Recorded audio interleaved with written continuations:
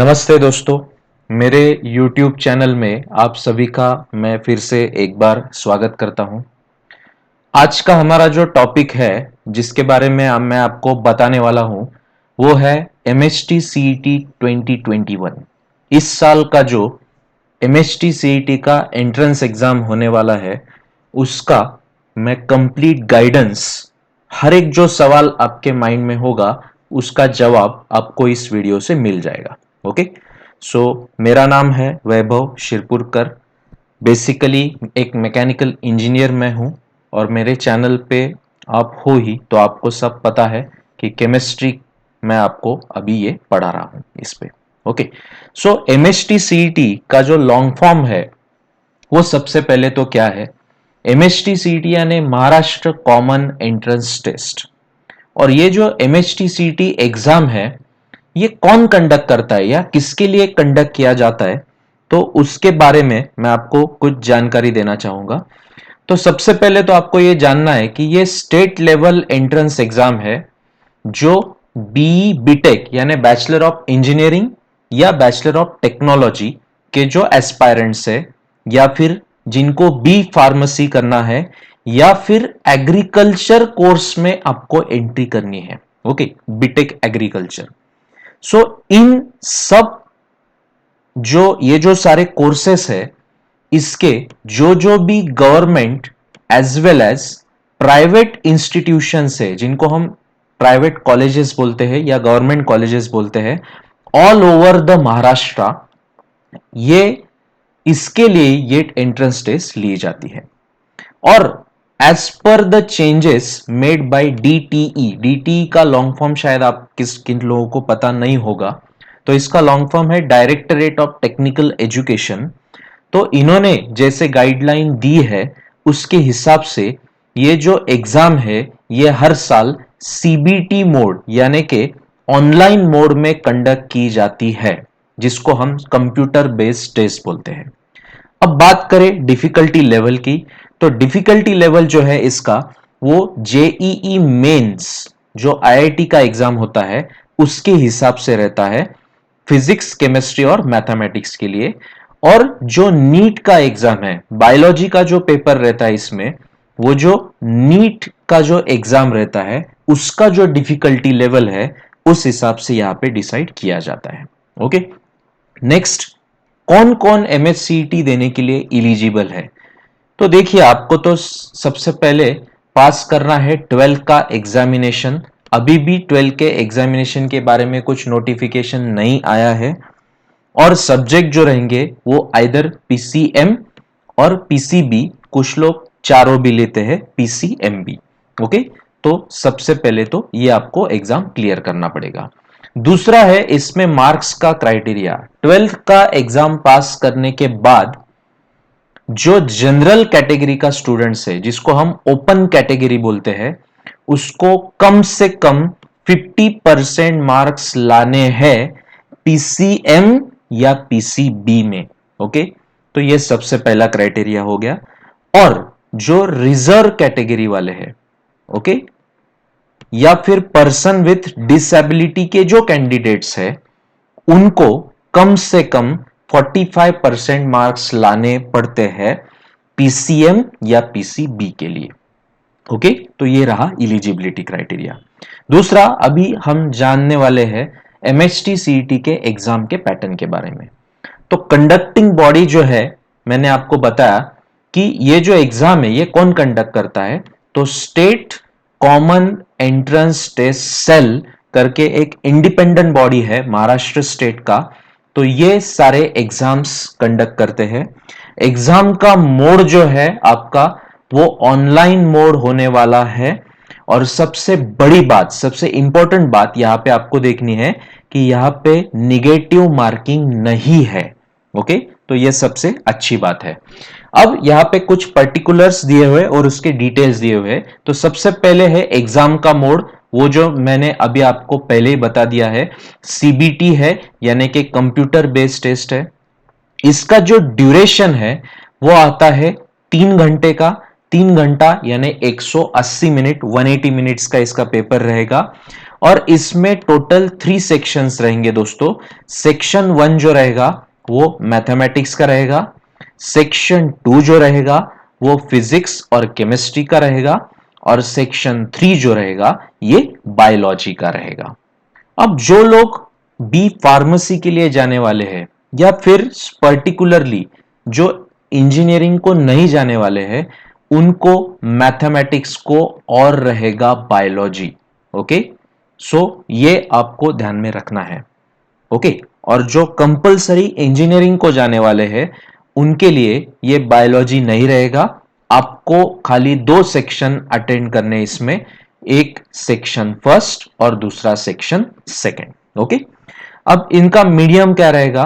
तो सबसे पहले मैथमेटिक्स का जो मीडियम है ये ओनली इंग्लिश लैंग्वेज में ही रहेगा।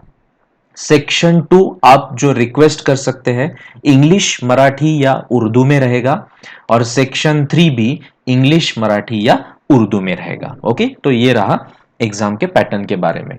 अब आगे यहां पे देखना है कि इसका नेचर ऑफ क्वेश्चन क्या है।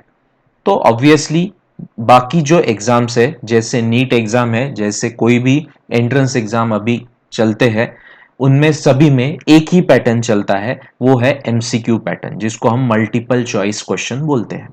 क्वेश्चन आएगा और उसमें 4 ऑप्शन आएंगे, करेक्ट आंसर आपको टिक करना है। Okay, total number of questions जो यहां पे रहेंगे वो रहेंगे 150 क्वेश्चंस।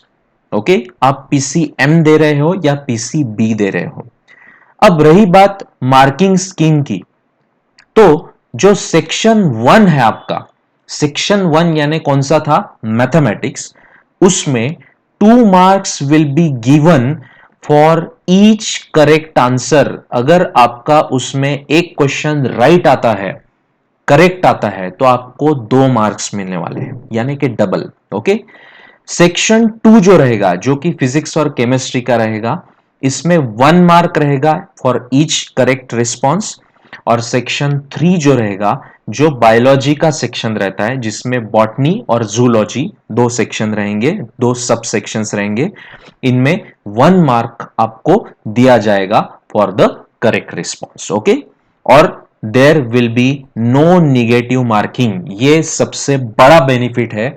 अगर आप जेई में जाएंगे या नीट में जाएंगे तो there will be a negative marking. So काफी सोच समझ के आपको वहां पे टिक करना है, पर एमएसटी सीटी में फिलहाल तो ऐसा कुछ निगेटिव मार्किंग नहीं है। ठीक है, अब ये जो सेक्शंस है, इसमें जो वैटेज है, जी किस क्वेश्चन को कितने मार्क्स रहेंगे, कौन से सेक्शन को, तो वो आपको देखना है। तो मैथ्स की बात करते हैं सेक्शन 1 की, तो इसमें आपको टोटल 50 क्वेश्चंस आने वाले हैं, और ये जो 50 क्वेश्चंस है उसमें से 10 क्वेश्चंस आएंगे आपको 11 स्टैंडर्ड से, और 40 क्वेश्चंस आएंगे आपको 12 स्टैंडर्ड से। ओके, यानी कि जो 80% मार्क्स है वेटेज, वो 12 स्टैंडर्ड को दिया हुआ है, और जो 20% वेटेज है वो 11 स्टैंडर्ड को। तो एक क्वेश्चन को आपको 2 मार्क्स दिए जाएंगे, तो टोटल 50 क्वेश्चंस हो गए, तो 50 इंटू 2 कितने हो गए? 100। तो इसको आपको ड्यूरेशन रहेगा 90 मिनट्स। 90 मिनट्स में आपको 50 क्वेश्चंस सॉल्व करने हैं मैथमेटिक्स के। उसके बाद आता है सेक्शन नंबर सेकंड, जिसमें फिजिक्स के 50 क्वेश्चंस और केमिस्ट्री के 50 क्वेश्चंस रहेंगे, यानी टोटल कितने क्वेश्चंस रहेंगे? 100 क्वेश्चंस रहेंगे। हर एक क्वेश्चन को आपको 1 मार्क रहेगा करेक्ट आंसर को, यानी टोटल मार्क्स हो गए 100। ओके, इसका ड्यूरेशन भी रहेगा 90 मिनट्स।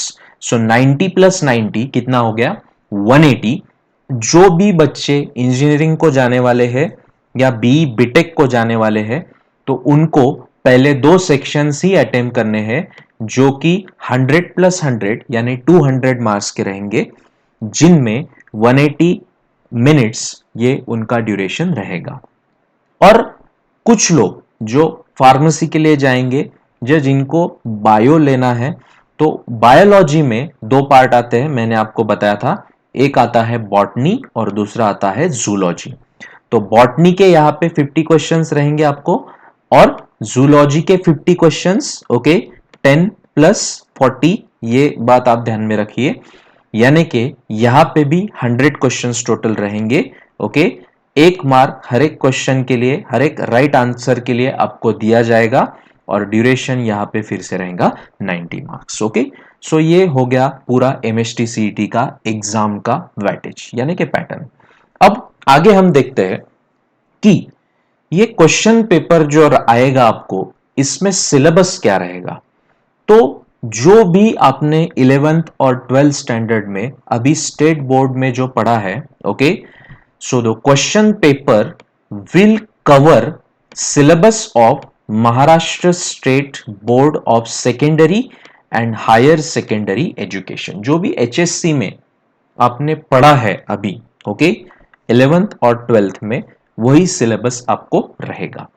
अब अप्रोक्सीमेटली मैंने अभी बताया था थोड़ी देर पहले आपको कि 20% वेटेज जो रहेगा वो दिया है क्लास 11 के करिकुलम के लिए, ओके, और 80% वेटेज जो दिया है वो है 12th के करिकुलम के लिए।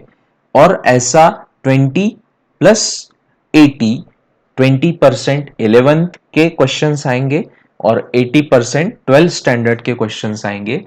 इस हिसाब से जो आपका क्वेश्चन पेपर है एमएसटी सीईटी का वो सेट किया जाएगा। तो ये आपको अच्छी तरह से ध्यान में रखना है। अब एमएसटी सीईटी का सिलेबस अगर आप देखोगे तो मैंने बहुत से वेबसाइट, यानी सबसे पहले तो हम गूगल पे जाएंगे। तो गूगल पे अगर आपने एमएसटी सीईटी 2021 का सिलेबस आपने ऐसा डाल दिया तो आपको बहुत सारी वेबसाइट्स आती है और हर एक वेबसाइट पे पुराना सिलेबस आपको दिया हुआ है। ओके, तो आपको उस झंझट में नहीं पड़ना है। आपको जो ऑफिशियल वेबसाइट है, ओके, ऑफिशियल वेबसाइट आप ऐसा डालिए गूगल पे एमएसटीसीटी, तो वेबसाइट खुलेगी और वहां पे एक सर्कुलर है जो यहां पे मैं आपको बता रहा हूं अभी। State common entrance test cell, Maharashtra state, Mumbai. Okay, तो यहां पे आपको जाना है और वहां पे दिया हुआ है MHT CET 2021 online computer based test syllabus all marking scheme. Okay, तो ये सिलेबस हमारा आ चुका है, नया सिलेबस, ठीक है। सो इसमें क्लियरली मेंशन किया है यहां पे syllabus and marking scheme for the first year engineering and technology pharmacy pharm degree course. Okay, तो वो जाने दीजिए। अब कुछ कुछ बातें मैंने ऑलरेडी आपको इसमें से बता चुका हूं, जैसे कि 20% वेटेज जो है वो 11th के लिए रहेगा और 80% वेटेज जो है वो 12th के लिए। No negative marking, negative marking नहीं रहेगा। उसके बाद डिफिकल्टी लेवल जो है इसका, उसके बारे में भी मैंने आपको बता चुका हूं। सिलेबस जो है, क्वेश्चंस किस चीज में से आएंगे वो भी मैंने आपको बता चुका हूं। और ये जो सबसे बड़ी चीज है, जो सेक्शंस मैंने आपको बताया पेपर 1, पेपर 2 और पेपर 3 के बारे में, वो सभी चीजें इसमें दिए हुए हैं, ठीक है। तो अभी सबसे बड़ी बात जो 90% स्टूडेंट को पता नहीं होती है वो मैं आपको बताने जा रहा हूं कि जो 11th का सिलेबस है, 11th के कौन से चैप्टर्स, मैंने अभी थोड़ी देर पहले आपको बताया था कि गूगल पे अगर आप जाओगे तो सारे पुराने चैप्टर्स दिए हुए हैं। ओके, तो अभी जो नए चैप्टर्स है ये इस सर्कुलर में मेंशन्ड है। ओके, यहां पे आपको अच्छे से अगर दिख नहीं रहा होगा तो मैं इसको, ये तो एक्चुअली स्क्रीनशॉट है उस पीडीएफ का, वो स्कैन की हुई कॉपी है। तो यहां पे मैं आपको सिलेबस बता रहा हूं। Okay, chapter of class 11, class 11 क्यों, क्योंकि क्लास 12th का पूरा सिलेबस आपको रहने वाला है, तो उसके सारे चैप्टर्स आपको रहेंगे, इसीलिए उसके बारे में मैं आपको नहीं बता रहा हूं। आपको 11 के कौन से चैप्टर्स है वो देखना है, जैसे कि फिजिक्स के कौन से है, motion in plane, laws of motion, gravitation, thermal properties of matter, sound, optics, electrostatics और सेमीकंडक्टर्स। ये 11 के फिजिक्स के चैप्टर्स आपको रहेंगे। उसके बाद में बात करते हैं केमिस्ट्री की, जो मेरा सब्जेक्ट है। Some basic concepts of chemistry जो फर्स्ट चैप्टर है, fourth chapter structure of atom है, fifth chapter chemical bonding, redox reaction, six chapter elements of group 1 and 2 जिसको हम एस ब्लॉक एलिमेंट्स बोलते हैं। उसके बाद में है states of matter, gases and liquids, उसके बाद में आता है एडसॉर्प्शन एंड कोलॉइड्स, जिसको सरफेस केमिस्ट्री हम बोलते हैं।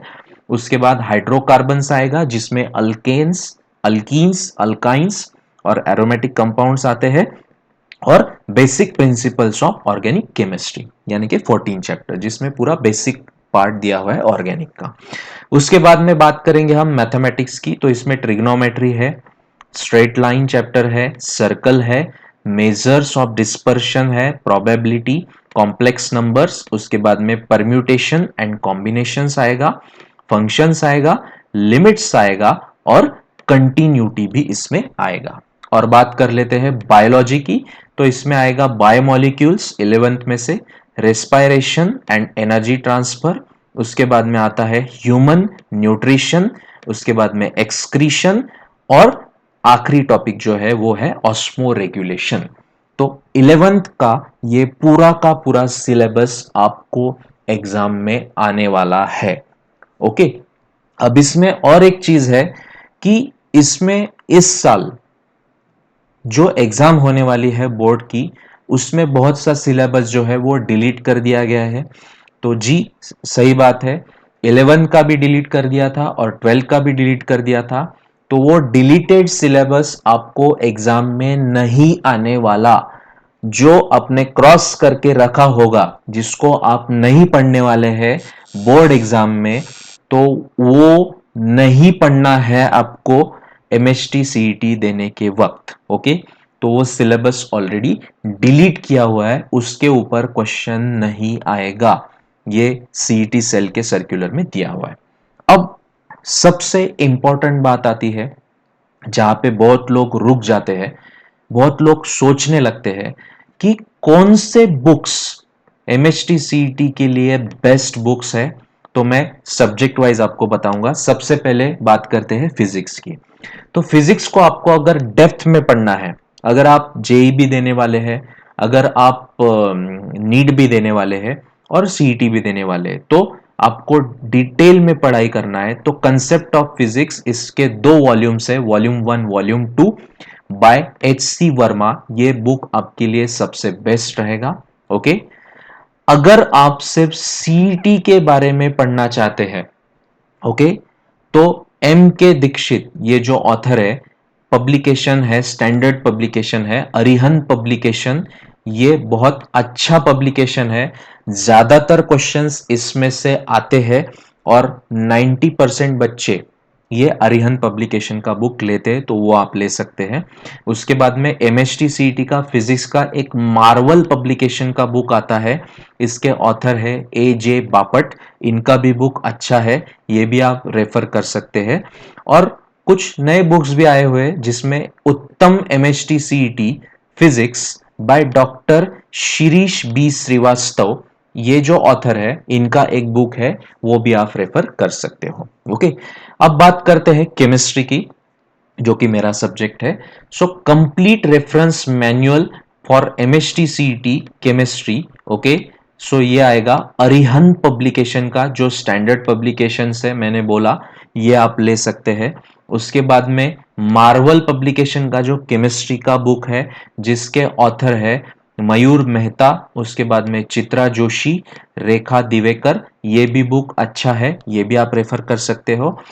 एक मार्वल पब्लिकेशन का स्पेशल बुक है, जिसमें सिर्फ एमसीक्यू दिए हुए हैं एमएचटी सीईटी के लिए, ये आप रेफर कर सकते हो। और एमएचटी सीईटी के एमसीक्यूज जो है केमिस्ट्री स्पेशली, अरिहंत पब्लिशर्स का जो बुक है, वो भी आप ले सकते हो। तो ये रहा केमिस्ट्री के बारे में। अब देखते हैं मैथमेटिक्स के बारे में। तो मैथमेटिक्स के बारे में अगर आप बताया जाए, तो complete reference manual of MHT CET mathematics by Sushil Verma, ये अरिहंत पब्लिकेशन का बुक है, ये आप ले सकते हो। उसके बाद में जो ऑब्जेक्टिव मैथमेटिक्स, प्रज्ञाज ऑब्जेक्टिव मैथमेटिक्स, इसके जो ऑथर है वो है सी एस पाटिल, ये बुक आप रेफर कर सकते हो। और आपको एमएचटी सीईटी के लिए एमसीक्यू का अगर स्पेशली प्रैक्टिस करना है मैथमेटिक्स का, तो ऑथर है हेमंत जी आइनापुरे, इनका जो बुक है वो भी अच्छा बुक है, वो भी आप रेफर कर सकते हो। उसके बाद में आखिरी सब्जेक्ट है बायोलॉजी। तो बायोलॉजी के लिए स्पेशल बुक है अरिहंत पब्लिशर्स का, जो है complete reference manual for MHT CET biology. ये तो बेस्ट बुक है, ये आप ले सकते हो।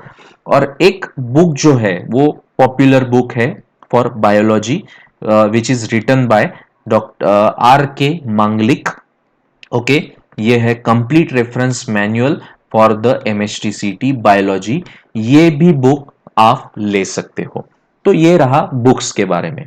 अब बहुत बार एक चीज आपको ध्यान में रखनी है कि बुक आपने फाइनलाइज कर दिया, अगर मैंने ये फाइनलाइज कर दिया कि सारे सब्जेक्ट के लिए मुझे अरिहंत पब्लिकेशन का बुक लेना है या फिर मार्वल पब्लिकेशन का बुक लेना है, पर फिर भी कुछ छोटी छोटी चीजें हैं जो मैं आपको बताना चाहूंगा, वो आपको ध्यान में रखनी है कि how to select the best books for MHT CET 2020 2021 preparation.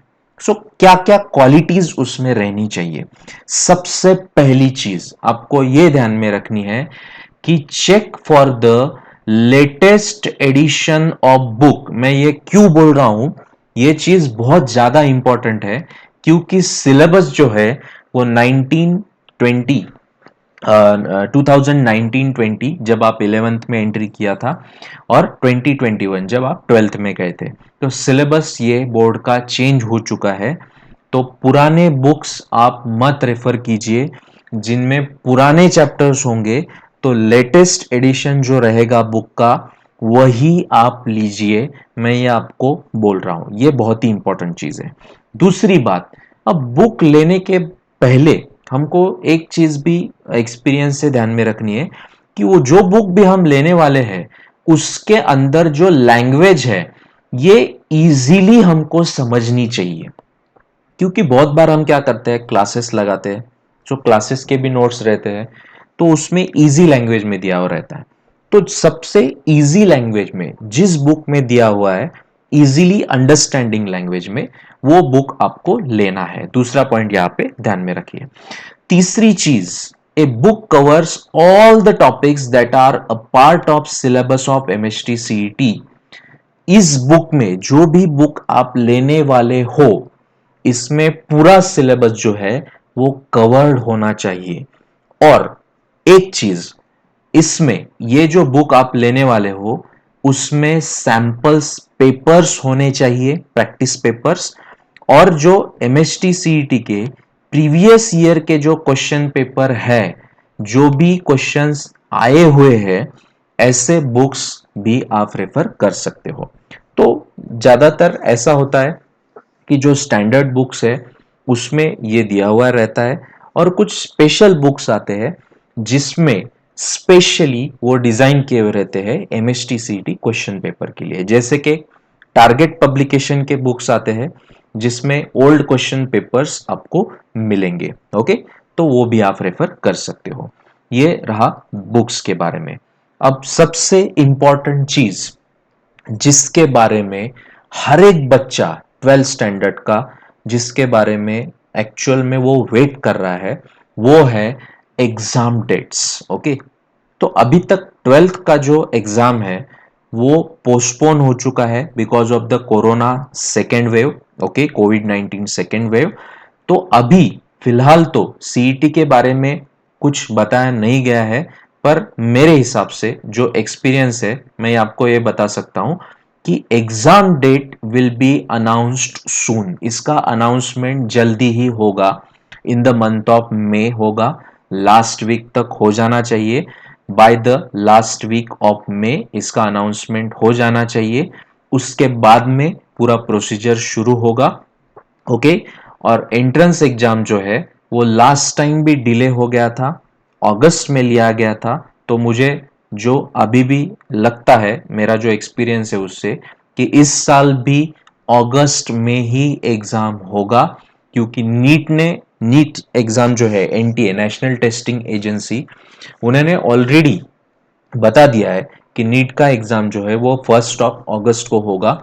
तो वो तो बहुत पहले आ चुका था, पर अभी जो है postponement of the Maharashtra class 12th board exam, इसके वजह से और कोविड 19 का जो डेडली सेकेंड वेव है, ओके, इसके वजह से एग्जाम जो है ये अभी पोस्टपोन हो चुका है।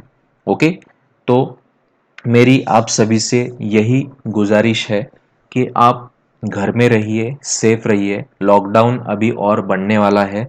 अभी आज ही अनाउंस किया है कि 31 मई तक महाराष्ट्र में लॉकडाउन रहेगा।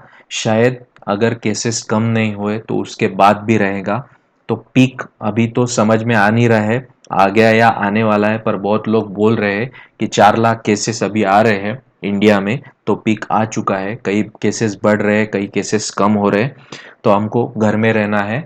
और साथ साथ में आपको बोर्ड एग्जाम का भी स्टडी करना है। उसके बाद में आपको सीईटी एग्जाम का भी स्टडी करना है। ओके, उसका स्केड्यूल आपको एक बनाना है, तो उस हिसाब से आप पढ़ाई कीजिए।